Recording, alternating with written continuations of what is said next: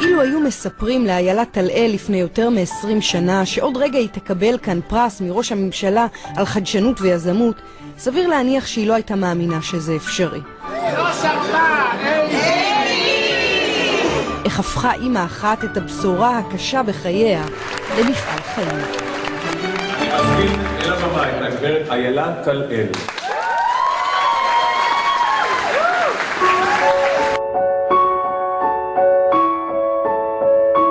את הרגע שבו נולדו דנה ותמר היא לא תשכח לעולם. קשה היה שלא להתאהב בתאומות הבלונדיניות המטולטלות ששבו את ליבו של כל מי שראה אותן. אלא שלאט לאט החלה לחלחל אצל איילה התחושה שמשהו אצלן לא קשורה. אני זוכרת, היו כמה אירועים ששמנו לב שלעומת ילדים בני גילם, הם עוד לא פיתחו שפה. הם לא דיברו, לא קראו אמא ואבא, משהו מוזר כאן. רק כשהיו בנות 2, איילה הגיעה איתן לבדיקת שמיעה ראשונה. הם נכנסו לחדר אקוסטי והחלו להשמיע עליהם צלילים. לאט לאט העלו עוד ועוד את הווליום. ישבתי שם והראש שלי מתפוצץ, כי הצלילים האלו נורא חזקים. כלום. ואז אחת יצאה, לא שמעו כלום.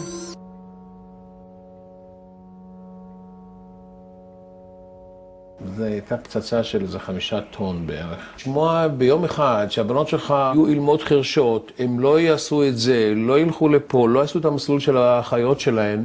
שאלתי אם יתגייסו לצבא, את חושבת? מה פתאום?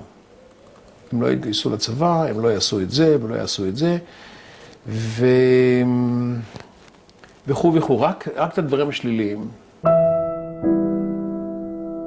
התחושה הייתה, תתרגלו לזה שהחיים שלכם לא יהיו כפי שציפיתם.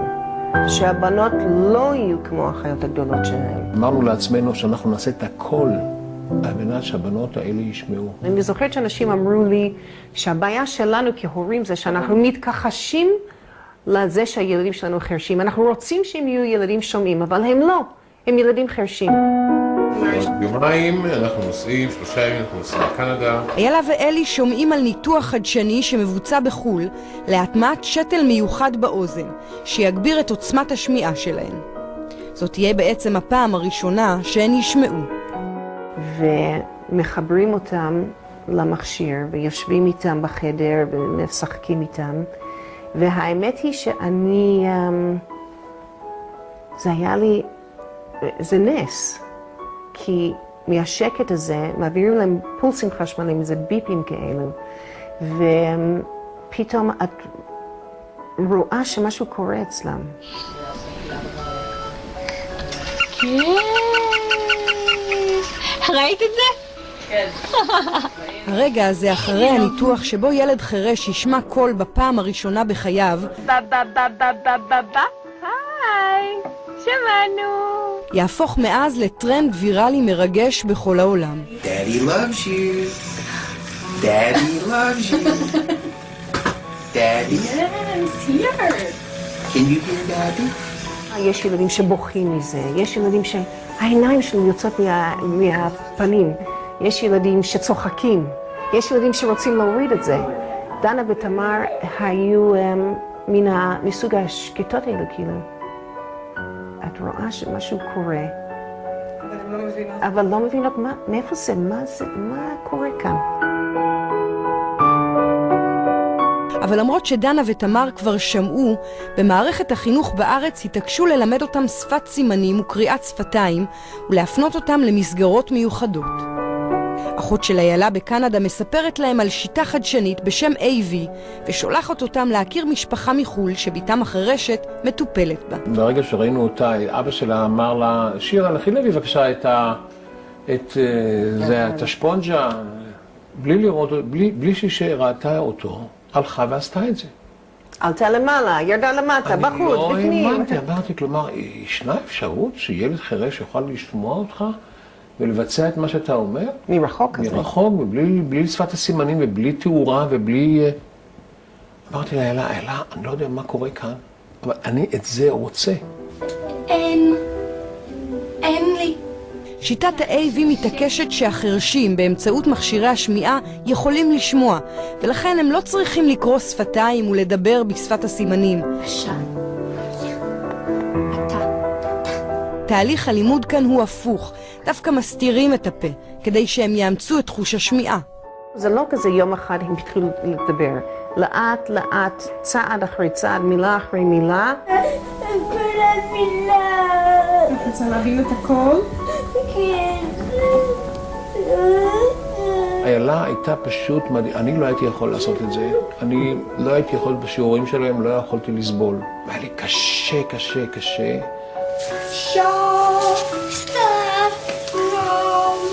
יופי. היינו עובדים איתם שהם היו חוזרים מהגן. הם היו דופקות בדלת, ולא הייתי פותחת להם את הדלת, הייתי מאוד אכזרית. הייתי אומרת, מי שם? אז הם אמרו, דנה. אנחנו היינו מנהלים שיחות עם דלת באמצע, כי המחשבה היא שהן שומעות. בואו ממש לחזק את החוש הזה. אנחנו רוצים שתספרו. 1. אוקיי, אני. 1, 2, 3, 4, 5, 6. תמר! דנה! אוקיי, שימו לכם את המכשירים.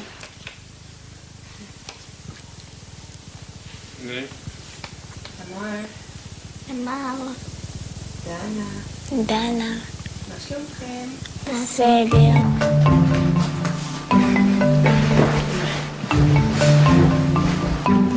תשתמי רגע בצד שלי. למה? לא. אני רוצה ככה. אוקיי.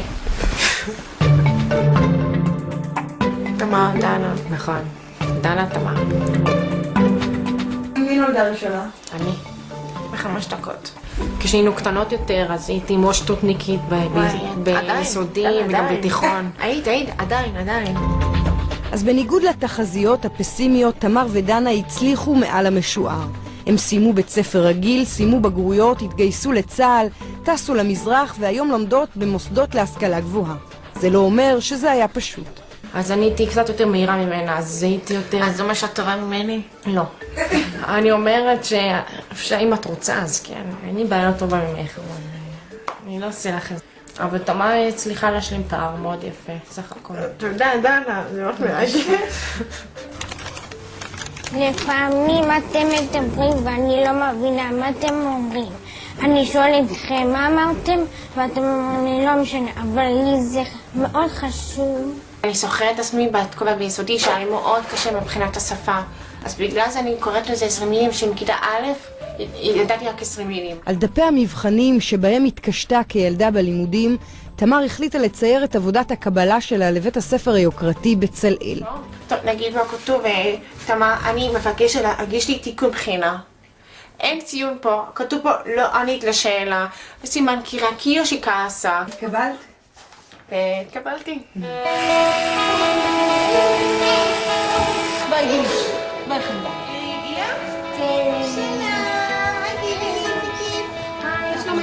איילה החליטה שהיא לא מסתפקת בהצלחה של הבנות שלה. הרעיון היה שבואו נעשה מעשה כאן. בואו נביא את זה שאנשים יכירו את הפוטנציאל. זה כלבי, הוא בן שנה. ההורים האלה הגיעו לעמותה שאיילה הקימה רגע אחרי שגילו שילדיהם חרשים. And I came here and their views were that my child was okay and normal. And that was the first time I heard that. And that's what every parent wants to know. No. That their children are going to be okay. הם ילמדו כאן לדבר באמצעות ה-AV והשתלבו במערכת החינוך הרגילה, ועם הזמן בכלל לא ירגישו במגבלה שלהם. יש ילדים בכיתה שלי שלפעמים אומרים לי שהם בכלל לא זוכרים שיש לי מחשבים. ערב טוב, ברוכים הבאים, קלות וחתני הערב הזה, הזוכים מפרס ראש הממשלה. באותו הערב, מבלי להתכוון בכלל, המחווה הקטנה שהוצבה על הבמה סיפרה בעצם את הסיפור כולו. אתם יודעות שפת סימנים? אני יודעת שזה יפה, וזה תודה, דברים הבסיסיים. ואתם בכלל לא משתמשות בזה ולא צריכות את זה? אנחנו לא צריכות, באמת, יש לנו את השמיעה שלנו. אני מזמין אל הבמה את הגברת איילה טל-אל. הגברת איילה טל-אל הפכה לחוט, גזירת גורל אם תרצו, לבשורה ותקווה לאוכלוסיות החרשים. לבד, בלי תמיכה או הכרה של הממסד, איילה הצליחה לנפץ את כל הסטריאוטיפים על חרשות, ולהוכיח שאפשר, גם אחרת. אני מכבדת את ראש הממשלה ואני מתרגשת מההכרה של ראש הממשלה, אבל ההכרה מהבנות שלי, שהם לא הרגישו, זה כל היופי גם. אני חושבת שהם לא הרגישו בשנים האלו, שזה היה קשה, שזאת הייתה עבודה. זה היה במשחק ובשיחה ובחוויות ובטיולים וכל זה. אבל הייתה לנו משימה של, זה מרתון, זה לא דבר שקורה ברגע. ולשמוע את זה מדנה עכשיו, בת 24, שהיא מסתכלת אחורה והיא מבינה מה אנחנו עברנו ומה עשינו בשבילה, וככה אני מקווה בשביל כל ילדי ישראל, זה היה הפרס הכי גדול.